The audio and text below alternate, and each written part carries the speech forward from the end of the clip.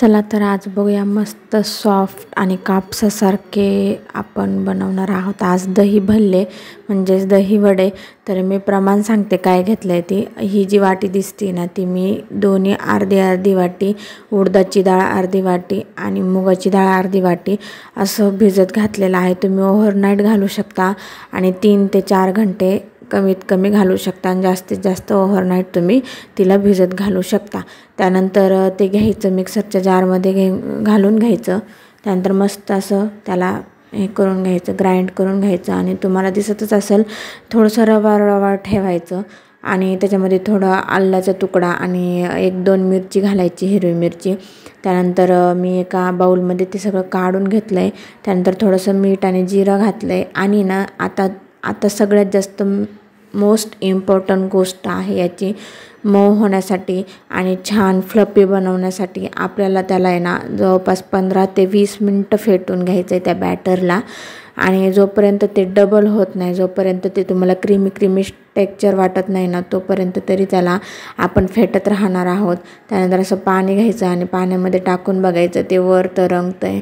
त्यानंतर तळताना एक most important गोष्ट आहे तळताना आधी थोडंसं तेल कोमट तापून घ्यायचं आहे आणि फुल गॅसवर। त्यानंतर कमी गॅसवरच हे तळून घ्यायचे अन्यथा ते आतून कच्चे राहू शकतात आणि पिठाळही राहू शकतात। त्यामुळं मग तुम्ही एकदम कमी मंद आचेवर असे तळून घ्यायचे। तर खूप वेळ लागतो मान्य आहे वेळ लागतो पण खायला पण खूप छान लागतात आणि टेस्टी लागतात आणि आतूनही मस्त स्पंजी असे बनतात ते आणि कापसासारखेच होतात। तर बघा तुम्ही एकदम कमी मंद आचेवरच तळून घ्यायचं आहे त्याला आणि तुम्ही बघू शकता इतके छान। आणि मी मुगाची कुणी उडदाच्या डाळीचं पण करतं तर मी मुगाची डाळ का वापरली कारण ते जास्त तेल वगैरे शोषत नाही आणि थोडं लाईट खायला पण उडदाची डाळ थोडीशी जरा जड असते पचायला त्यामुळे थोडंसं लाईट होण्यासाठी आपण मुगाची डाळ पण यूज केलेली आहे। त्यानंतर आपले झालेले आहेत तळून वडे। तर आपण आता गरम पाणी केले त्याच्यामध्ये थोडंसं हे टाकलंय मीठ टाकलंय त्यानंतर थोडंसं हिंग टाकलंय आणि भिजू घालून घेतलेत मी जवळपास 5-10 मिनिटांमध्येच झाले भिजून। ते तुम्हाला वाटले फुगल्यासारखे तर तुम्ही लगेच काढून घ्यायचे।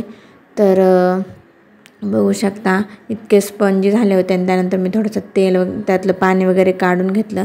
त्यानंतर आता ग्रीन चटणी करायला घेतली कोथिंबीर मिरची आलं थोडंसं कढीपत्ता लसूण घालायचं असेल तर लसूण मीठ घालून आपण त्याचं वाटण करून घेऊ शकतो। त्यानंतर मी इथं चिंच भिजायला घालून ठेवलेली आहे तर मी चिंच हाताने मॅश करून घेतलेली आणि आता गाळणीच्या सहाय्याने त्याला आपण गाळून घेणार आहोत। आणि तुम्हाला याच्यामध्ये गूळ घालायचा असेल तर गूळ घाला किंवा साखर घालायची असेल तर साखर घाला। तर मी गूळच यूज केलेला आहे थोडंसं गूळ आणि थोडंसं वरून चाट मसाला टाकलेला आहे मी आणि थोडीशी तुम्हाला मिरची पावडर टाकायची असेल तर तुम्ही टाकू शकता पण मी नाही टाकलेली कारण हिरवी मिरची टाकलेली ग्रीन चटणी आहे त्यामुळे तिखट काही गरज नाही। तर आता मी इथं दही घेतलं आहे दहीमध्ये साखर घालून चांगलं फेटून घ्यायचं आहे आपल्याला। तर दही जितकं चांगलं असेल ना तितकं छान लागणार आहेत दही वडे। त्यानंतर मी एका प्लेटमध्ये असे दही वडे काढून घेतलेले आहेत। त्यानंतर त्याच्यावरती मस्त असं गोड दही टाकून घेतलेलं आहे। त्यानंतर थोडंसं ग्रीन चटणी टाकून घेतली बघू शकता तुम्ही। आता मी काही एवढं राऊंड शेपमध्ये टाकत बसले नाही जसं पडेल तसं आणि तुम्हाला दिसायला इतकं टेस्टी दिसतंय ना म्हणजे दिसायला इतकं छान दिसतंय तितकंच खायलाही टेस्टी होतं ते। थोडीशी मिरची पावडर पण टाकलेली आहे मी आणि वरून शेव आणि तुमच्याकडे डाळिंब असेल तर तुम्ही डाळिंबही टाकू शकता। तर बघू शकता इतकं छान झालं होतं आणि इतकं खायला भारी होतं ना।